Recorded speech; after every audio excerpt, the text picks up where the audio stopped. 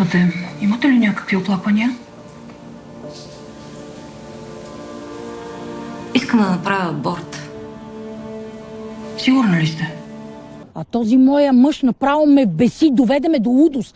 Бе, как е възможно? Отивам да му се оплача, да му разкажа каква е истината, а той...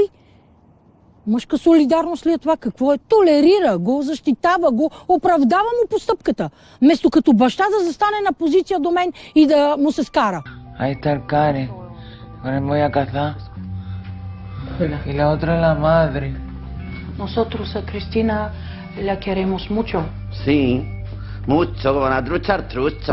Вера, млъкни!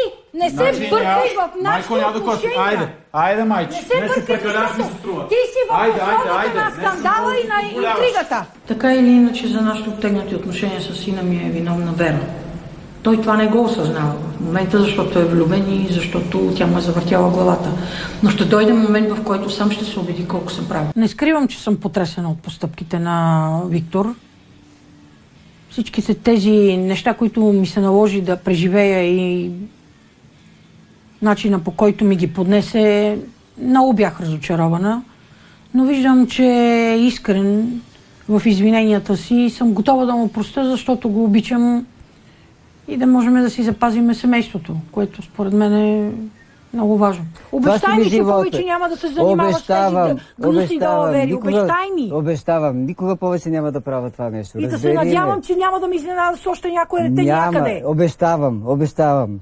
Разбрал съм го, сгрешил съм, затова моля те, прости ми. Айде. Гледам единия колега италианец как ме наблюдава и се подхилва. А аз бях дълбоко убедена, че той има през тая работа. Да, той отива и казва да пуснат най-вероятно Виктория. Отишъл, помолил, пускат.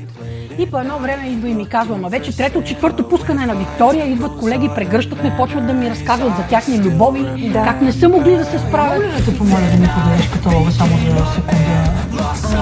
Този там или? Може и този има. Да, по-скоро. Разположете търпимана. Тази. Не си позволявай да ми да се Пустявай повече! Няма ти ли пустяваш? Стига! Ти да вече да Ти не стига,